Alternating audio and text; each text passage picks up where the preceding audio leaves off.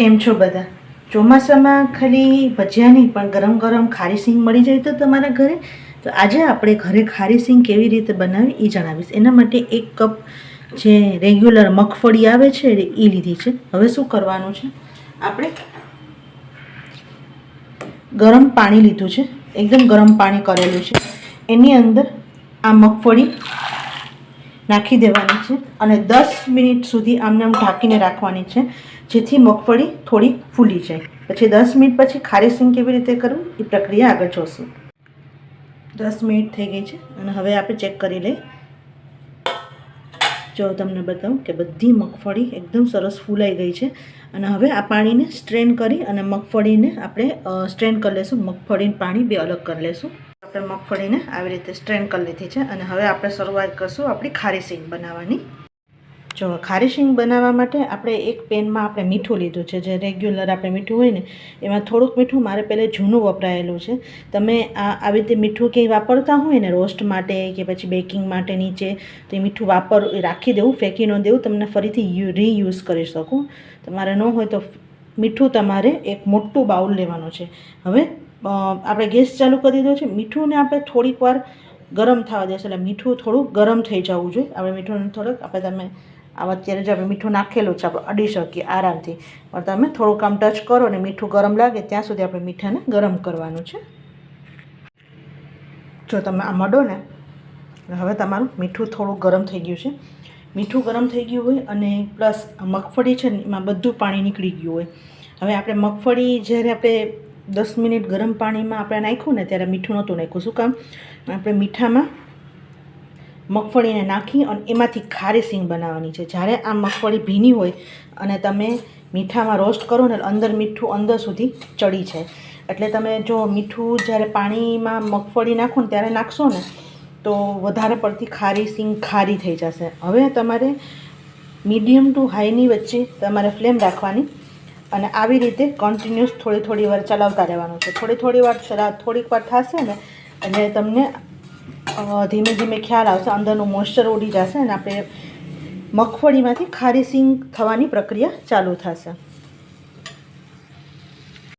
જો શરૂઆતમાં છે ને આપણે મગફળી થોડીક ભીની હોય ને એટલે તમને એવું લાગશે, આવી રીતે અવાજ આવશે, પણ ધીમે ધીમે તમે આને શેકશો ને એટલે અવાજ આવવાનો બંધ થઈ જશે. ને જેમ મીઠું વધારે ગરમ થશે એમ તમારી મગફળીમાંથી ખારી સિંગ થવાની પ્રક્રિયાને ચાલુ કરશે. એટલે બહુ જ ઇઝી છે. તમે ચોમાસામાં આપણે ભજીયા અને અમુક ફ્રાય વસ્તુ તો ખાતા જ હોય, તો ચોમાસામાં આવી રીતે ગરમ ગરમ ખારી સિંગ ખાવાની પણ એક અલગ મજા છે. તો એક વખત આ રીત ચોક્કસ ટ્રાય કરજો. એન્ડ સુધી રિઝલ્ટ જોજો, તમને ખ્યાલ આવશે કે કેવું રિઝલ્ટ આવ્યું છે.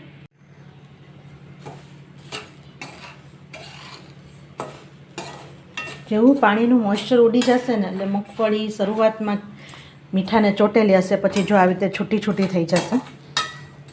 અને હલાવવું જરૂરી છે, કારણ કે પછી મગફળી મીઠાથી તમારે અલગ થઈ જાય ને પછી મીઠાની અંદરની સાઈડ મગફળી જાવી જોઈએ અને બધી જગ્યાએ ઇવનલી શેકાવી જોઈએ. તમે થોડી વાર હલાવશો ને તો રિઝલ્ટ સારું મળશે. અને બહુ જ જરૂરી ટિપ્સ છે કે 10 મિનિટથી વધારે તમારે મગફળીને પાણીમાં નથી બોળવાનું.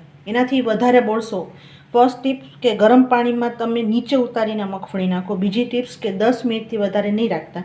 10 મિનિટથી વધારે રાખશો તો મગફળીની અંદર બહુ જાદુ પાણીનું મોઇશ્ચર રહેશે, જેથી તમારી મગફળીમાંથી ખારી સિંગ થવાની પ્રક્રિયાને બહુ વાર લાગશે. જો જ્યારે મગફળી બનતી હોય ને ક્યારેક ઘણી વખત થોડો પોપકોર્નની જેમ ફૂટતો હોય ને એવો જ અવાજ આવશે, તો થોડોક ફ્લેમ ધીમો કરી દેવો, કારણ કે મીઠું ગરમ થઈ ગયું હોય ને વધારે તો પણ એવું થઈ શકે. અને હલાવતા રહેવું. તમને અત્યારે થોડોક ખ્યાલ તો આવી જશે. જો આપણે મગફળી હતી ને એમાંથી જો ખારી સિંગ બનવાની ઓલમોસ્ટ પ્રક્રિયા, હવે તમારે આટલું થાય ને એટલે તમારે આમ જોઈ લેવું. જો આમ છે ને એકદમ ફોતરી હજી નથી નીકળતી. આપણે મગફળી એ ખારી સિંગની જેમ ફોતરી નીકળી ને હજી એકદમ નથી નીકળતી, એટલે આપણે હજી ખારી સિંગ નથી થઈ. એટલે તમારે આવી રીતે એક મગફળી લઈ અને હાથથી આમ ઉપરનું ફોતરા એક વખત નીકળે છે એકદમ સરસ એ જોવાનું રહેશે. ફરીથી હલાવશું અને ગેસ એકદમ જ્યારે થોડીક વાર થાય અને એકદમ એવું લાગે કે પોપકોર્ન જેવો આમ ફૂટવાનો અવાજ આવે છે એટલે ગેસ સ્લો કરી દેવો, કારણ કે મીઠું ગરમ વધારે થઈ ગયું હોય તો પણ એવું થઈ શકે. તો આવી નાની નાની ટિપ્સનું ધ્યાન રાખશો તો તમારી મગફળીમાંથી ખારી સિંગ એકદમ સરસ થશે. તો ફરીથી ચેક કરી લઈએ. ફરીથી ગરમ હોય એટલે થોડું ધ્યાન રાખવાનું. આવી રીતે હાથમાં લઈ જો તો તમારા છોતરા નીકળે છે ને. બીજું વસ્તુઓ ધ્યાન રાખવાનું, વચ્ચે જે આવી રીતે મગફળી નીકળી ને એ વચ્ચે ક્યાંય ભેજ ન હોવો જોઈએ. તો આપણે થઈ ગઈ છે આપણે મગફળીમાંથી ખારી સિંગ. હવે આપણે આને સ્ટ્રેન કરી લઈશું મીઠામાંથી. તો આવી રીતે એક કોઈપણ જાતનું જે ચાણી હોય ને એ લઈ લેવાની અને થોડું થોડું આવી રીતે નાખતું જવાનું અને આપણે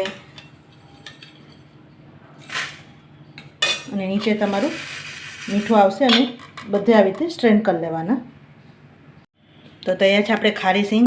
આપણે ટ્રેડિશનલ જેવી રીતે ખારી સિંગ મળે એવી રીતે આપણે સર્વ કરી છે. એકવાર ટ્રાય કરજો. ગમી હોય તો લાઈક શેર અને સબસ્ક્રાઈબ કરવાનું ભૂલતા નહીં. સાથે બેલ આઇકન દબાવી ઓલ દબાવી દેજો જેથી આવનારા બધા વિડીયોની નોટિફિકેશન મળે અને તમે તુરંત વિડીયો જોઈ શકો. આવજો.